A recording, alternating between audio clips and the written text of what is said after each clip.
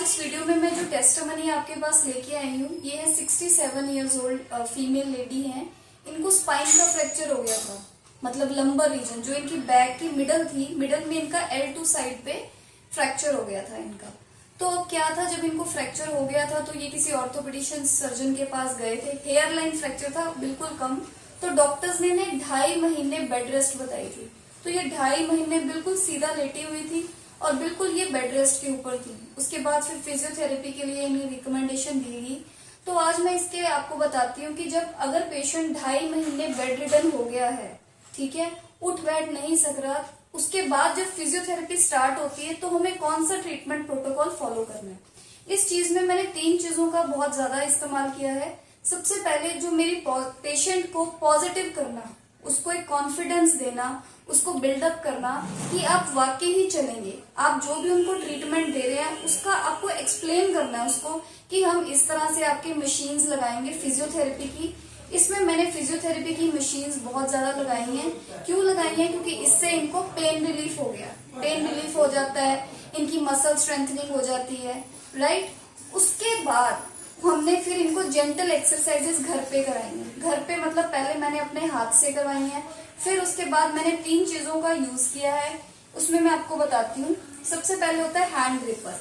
अब इसका क्या है, हम बोलते हैं बैक का फ्रैक्चर हुआ है तो हैंड ग्रिपर की क्या जरूरत है।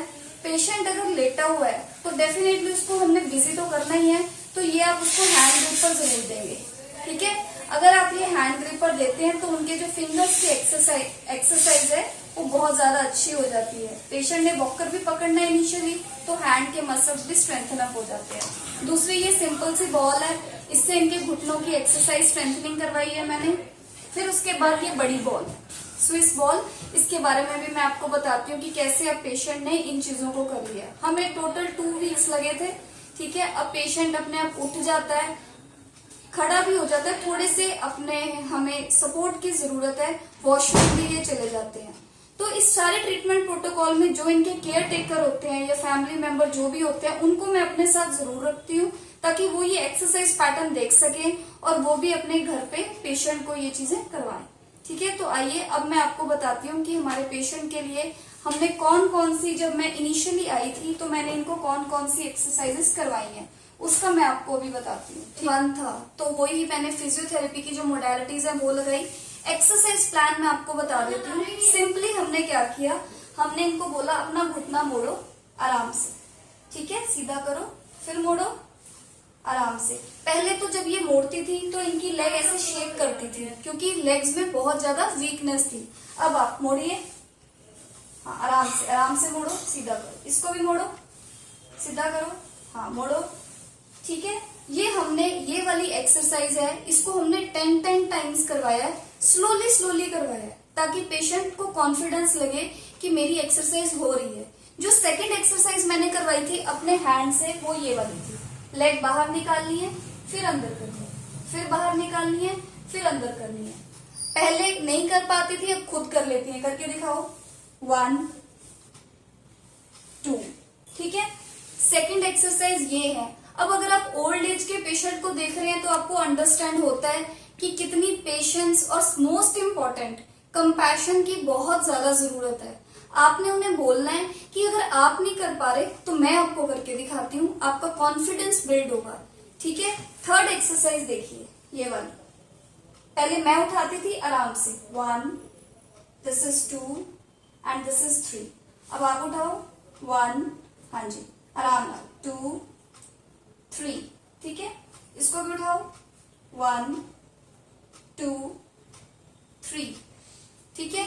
It's all a part of process. 10 बारी करेंगे, पेशेंट को लगेगा कि मैं थक गई हूँ, तो कोई बात नहीं। अगर आप किसी एल्डरली पेशेंट को देख रहे हैं तो उस पार्ट पे आप आराम से ऐसे, कहते हैं ना, नर्चर कर दो थोड़ा सा। जैसे ही आप नर्चर करेंगे तो पेशेंट को एक वेल बीइंग की फीलिंग आएगी कि हाँ, I am doing very nice, ठीक है। जैसे ये पैरों की तलियां होती है ना हमारी, ये तलियां भी आप पेशेंट की इस तरह से आराम से 10 टाइम्स फैमिली मेंबर आके मले।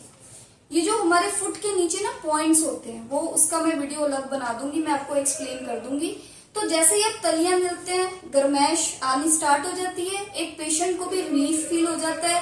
अब जो नेक्स्ट आ जाती है बॉल, ठीक है।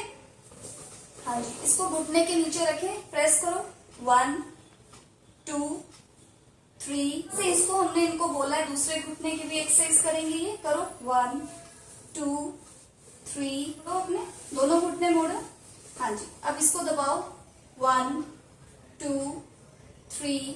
ये वो सिंपल एक्सरसाइजेज हैं। अब जो बॉल के साथ इन्होंने घर पे की है, बॉल की 3 एक्सरसाइज होती है, 2 मैंने आपको बता दी है, थर्ड मैं आपको फिर बताती हूँ। थर्ड एक्सरसाइज में हील पे रखना है, दबाओ 1, फिर दबाओ 2, फिर दबाओ 3।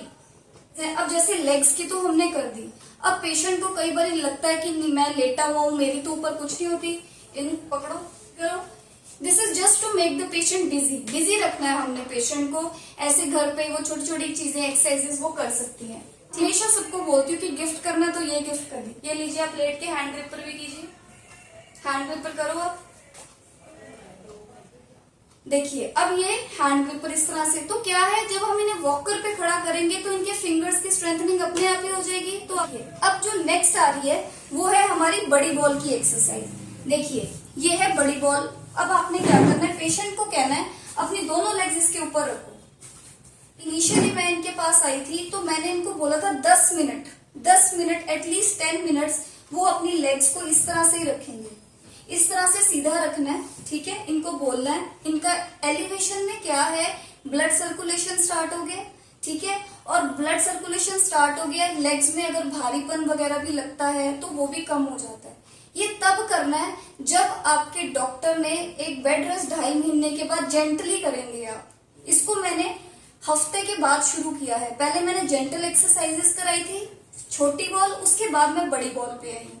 अब बड़ी बॉल के साथ फिर आप जेंटली इनको बोलेंगे, करें आप, करें 1 2 3 10 टाइम्स ये करवा ली। फिर इनको बोलना है इस तरह से 1 2 3। दिन पास होते गए तो हम फिर इनकी एक्सरसाइज बढ़ाते गए। मैं 10 टाइम्स कराती थी, फिर ये दोपहर को कर लेती थी, फिर ये शाम को कर लेती थी। तो इस तरह से क्या हुआ, हमारा बहुत इजी हो गया। साइड लेते हैं तो आपने अपनी लेग्स के नीचे पिल्लो जरूर, अब जैसे देखिए ये अब साइड ले लेती है, पिल्लो जरूर रखें। देखिए अगर तो पिल्लो रखते हैं तो नीज की आपस में रबिंग नहीं होती, ठीक है, सपोर्टेड रहते हैं और पेशेंट बहुत अच्छे से इजीली अपनी इस पोजीशन पे रह लेते हैं। तो इसके बाद फिर ठीक है, हमने इनके इस पार्ट के ऊपर फिजियोथेरेपी मोडालिटीज लगाई हैं जिससे इनका पेन रिलीफ हुआ, इनको बेटर फील होना शुरू हो गया। ये भी एक फिजियोथेरेपी का पार्ट है, ठीक है। अब कब बैठने का भी आ गया, पकड़ के उठती हैं अभी, बट ठीक है, लेग्स नीचे कीजिए, हाँ नीचे कीजिए। देखिए अब ये आराम से अपना बैठ गई है, ठीक है। तो हमने इनको अब जब बिठाया है तो हमने इनको एक पॉइंट और बताया कि जब ये बैठेंगे तो इनकी लेग्स ऐसे नीचे हैंग नहीं करनी चाहिए। हमने इनके नीचे कुछ ना कुछ रखना ही रखना है ताकि इनकी लेग्स में फिर से स्वेलिंग ना आए और इन्हें कोई डिस्कम्फर्ट ना लगे। वो ले लें और इसको अपने नीचे रखना। इस तरह से क्या है, पेशेंट की एक सिटिंग भी अच्छी हो गई है और उसके पैर भी सपोर्टेड है, ठीक है। और जैसे अब पेशेंट बैठा है तो आप अपने पैर हिलाइए। ये देखिए, इसको बोलते हैं हम एंकल पंप्स। तो ये छोटी छोटी एक्सरसाइजेज हैं जो आप अपने पेशेंट को बता सकते हैं कि वो अपना यूज करें। हीलिंग के बारे में हमेशा बताती हूँ। तो आपने क्या करना है, अगर आपके घर पे किसी को बैक एक बहुत ज्यादा है तो ऐसे उनको सपोर्टेड बिठाएं, कप शेप करके हैंड्स ऐसे पीछे रखनी है पीठ के ऊपर। पूरे 5 मिनट मैक्सिमम होते हैं, आप घड़ी पे देख लें, 5 मिनट आप रख सकते हैं तो कोई ऐसी प्रॉब्लम नहीं आएगी आपको, ठीक है। तो ये था कि सिटिंग में हमने पेशेंट को बहुत कंफर्टेबल किया है। देखिए जो 2.5 महीने बेड पे लेटी हुई है पेशेंट, एकदम से वो इस चीज पे आ गई, this is also a big miracle. पर जेंटली करना है, एक्सरसाइजेस ज्यादा नहीं बढ़ानी, आराम आराम से बढ़ाएं और फिजियोथेरेपिस्ट के साथ केयर टेकर भी कोऑपरेट करें, तभी ये चीजें हमें इजी हो जाती हैं। पेशेंट को हम खड़े ना करवाएं, इन्हें सिखाएंगे बेड शिफ्टिंग कैसे करनी है, आपको देखिए, ठीक है। तो ये छोटी छोटी मैंने एक्सरसाइजेस बताई थी कि ये बेड शिफ्टिंग कर रही है। उधर जाइए आप घर पे, अब जब भी जो भी केयर टेकर होता है, अब ये आइए, इधर आ जाइए, आगे आ जाओ, आ जाओ आगे, ठीक है। खड़े हो जाओ, खड़े हो जाओ, हाँ खड़े हो जाओ आराम से। यस, आराम से इनको खड़े करना है, ठीक है। हाँ, एक चीज का जरूर ध्यान रखना है, अब जैसे ये पेन फ्री है, इनको अब इतना ज्यादा पेन नहीं है, लेकिन इस बात का ध्यान रखें कि जब इन्होंने खड़े होना है तो इन्होंने अपनी बेल्ट जरूर पहननी है। अगर ये अपनी बेल्ट पहनती है तो बेटर हो जाता है, ठीक है। पेशेंट को बोले आप 5 मिनट खड़े हो जाएं, इससे क्या है, एक तो लेग्स पे जेंटल वेट बेयरिंग आएगी, ठीक है, और उनका एक ऐसे पहले हमने 1 मिनट से शुरू किया, फिर 3 मिनट से, मैक्सिमम हम 5 मिनट्स के ऊपर आए हैं, ठीक है। तो इस तरह से हमने जेंटली इनका स्टैंडिंग बैलेंस किया। बैठिए।